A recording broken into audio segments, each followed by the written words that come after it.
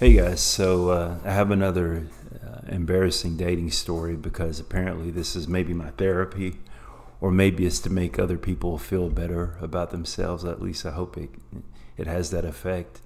If I think hard enough, I've got plenty of them. So this one is probably about a year ago. I can't remember exactly when. Maybe a little bit less than a year ago, maybe about 10 or 11 months ago. And let's see here. I am on Bumble and Tinder, and I think everybody knows about Tinder. You know, swipe left, swipe right, swipe right. There we go. But Bumble pretty much works the same way, except it has a gimmick where the women have to respond first. So even if you match, the women can decide whether they want to open communication. And most of the people I match with on these sites, I never communicate with them at all. I never do. And on Bumble, most of them, even after you match with them, they don't really reach out to you. But on this one occasion, I matched with someone on both Tinder and Bumble. And they, if I remember correctly, reached out to me almost immediately. I say that probably match on the same app within maybe a 24-hour period or something like that. So we spoke on the phone. We lived really close to one another, apparently. We live within, it'll tell you how close you are, and if you're less than a mile, it'll say less than a mile. And we live less than a mile from one another. So I'm living in downtown, and there's, a number of apartments in the downtown area of the city I was staying in at the time.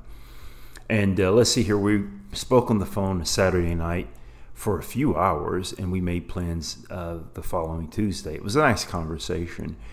And because of how close we lived to one another, she suggested a coffee shop, which was, I guess, close to both of us because we live less than a mile from one another. It was really convenient for me because it was literally like, maybe, I don't even know if it was 100 yards away from where I live. So we're talking for several hours on a Saturday. We meet on a Tuesday. I go there, and I get there at the exact time she wanted to meet. And when I get there, she's already been sitting there. She has, a cup of tea and whatever. And I guess she kind of planned that to be kind of situated when I get there. Which I was like, I would have, I guess, I don't know. I'm kind of like this. It would have been kind of nice to have the opportunity to buy her coffee or tea or whatever, but it is what it is. So we talk for a bit, and then after, maybe an hour of sitting in there, we get up and we walk around kind of the downtown area, and we stop at a few benches and whatever. And at one point, we walk past my apartment, and I point up and I say, yeah, I live there, and we walk past it. So at the end of the night, I'm like, how was the whole dating, date? Was it we're going to definitely see each other again? We're not going to see each other again. I would say on a scale of 1, not seeing this person and wanting to get into a physical fight with them. I've never wanted to get into a physical fight with someone I've been on a date with, but I'm being hyperbolic. But 1, not getting along at all, and 10, planning your wedding. I say this was like a 5, maybe a 4.5, but it was still up in the air, And I was kind of interested in seeing her again, seeing how things went, So, the night's over. It's getting kind of late at this point, and I'm going to ask her, where you parked. I was going to walk her to her car. But I'm walking to my apartment. We're walking past it, and it's like she's following me. And then she kind of turns to me at some point. Actually, I'm turning to her to say, like, where are you parked? And she's like, and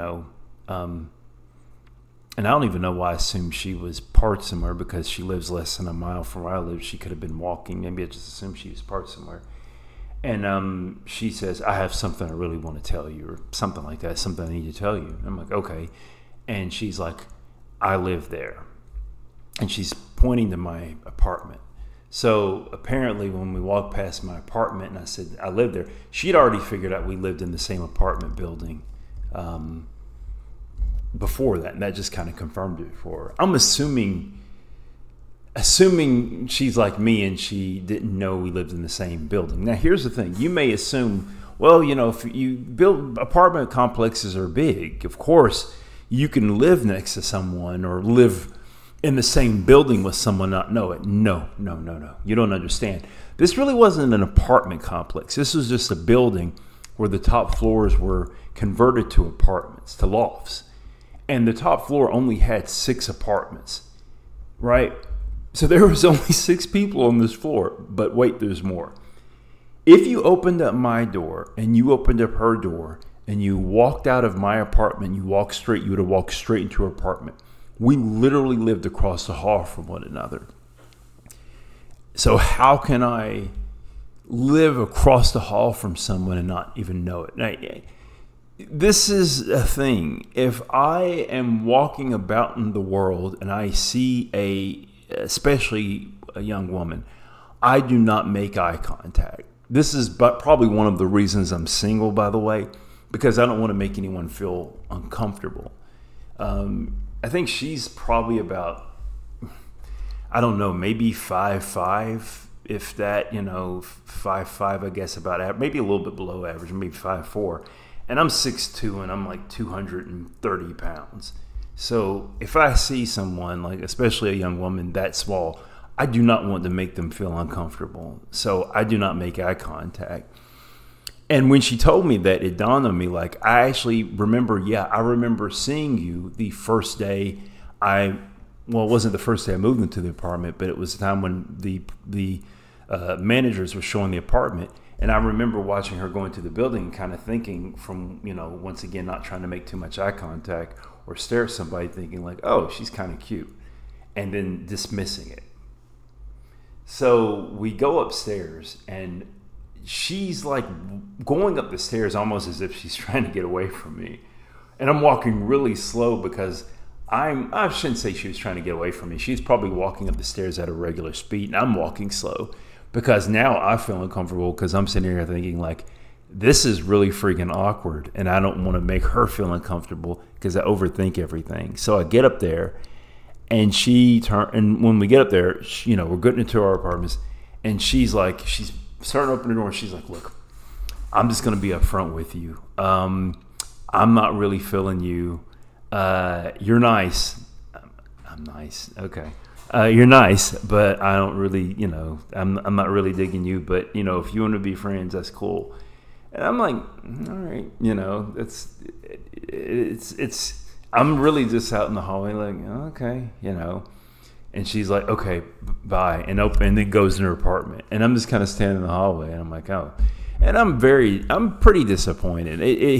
I guess apparently I did like her company, and maybe sometimes it takes me a bit to figure things like that out. I know that sounds ridiculous. It takes you a bit to figure out how you feel about things, but that's just the way my brain is. So a lot of times I won't directly know what I feel like. It's kind of like the aftermath of like, well, I guess I actually did like her company because now I'm kind of disappointed. And she texts me to remind me it's okay, or something like, it's not, literally, basically it's not you. You're not, she doesn't do it. It's not you, it's me, because that'd be silly. But she's like, nothing wrong with you. You're fine. And I'm like, okay. I mean, there's plenty wrong with me. You didn't see it, but that's fine. Okay. And then she says basically something to the effect of, if you want me to help you meet people, I can. And she actually sends me like 3 more texts like that over the next 2 weeks, with basically that theme of, if you want me to help you meet people, which is, I guess I came off as maybe such a mess that she's like, this guy needs help. He's a hot mess. I should help. Eventually she stopped messaging me that.